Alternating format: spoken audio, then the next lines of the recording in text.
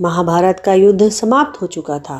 पांडव जीत चुके थे, लेकिन इस जीत की कीमत बहुत भारी थी। कुरुक्षेत्र की भूमि पर अपने 100 पुत्रों के शवों को देखकर माता गांधारी का कलेजा फट गया। उनके सामने खड़े थे भगवान श्री कृष्ण, जिनके चेहरे पर थी एक अलौकिक शांति। लेकिन गांधारी की ममता आज क्रोध की ज्वाला बन चुकी थी। क्रोधित गांधारी श्री कृष्ण की ओर उंगली उठाकर शाप देते हुए बोली, कृष्ण, यदि मैंने सच्चे मन से अपने पति की सेवा की है और सत्यत्व का पालन किया है तो सुनो, जिस तरह तुमने कौरवों और पांडवों को लड़वाकर मेरे कुल का विनाश किया है, ठीक उसी तरह तुम्हारे कुल का भी विनाश हो जाएगा। श्री कृष्ण ने बिना किसी विरोध के मंद मुस्कान के साथ इस शाप को स्वीकार कर लिया, क्योंकि वे जानते थे कि नियति को यही मंजूर है। समय बीतता गया। द्वारका सुख समृद्धि से भरी थी, लेकिन अहंकार ने यदुवंशियों की बुद्धि हर ली थी। एक बार कुछ ऋषि भ्रमण करते हुए द्वारिका आए। श्री कृष्ण के पुत्र सांब और अन्य युवक मद के कारण ऋषियों का उपहास करने लगे। उन्होंने सांब को स्त्री बनाया और ऋषियों से पूछा, बताइए, यह स्त्री पुत्र को जन्म देगी या पुत्री को?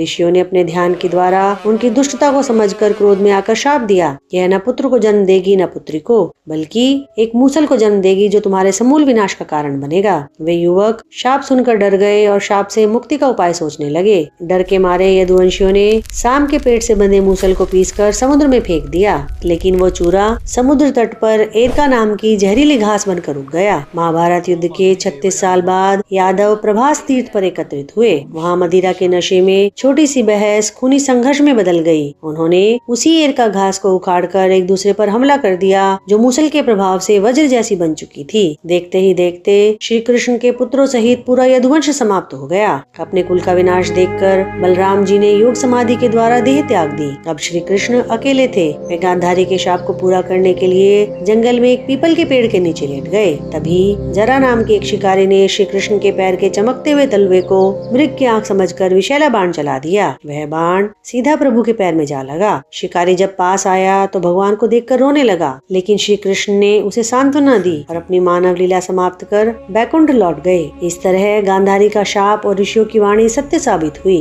यह कहानी हमें सिखाती है कि कर्म और शाप से स्वयं ईश्वर भी नहीं बच सकते। जय श्री कृष्ण। कृपया वीडियो को लाइक, शेयर और सब्सक्राइब अवश्य करें। धन्यवाद।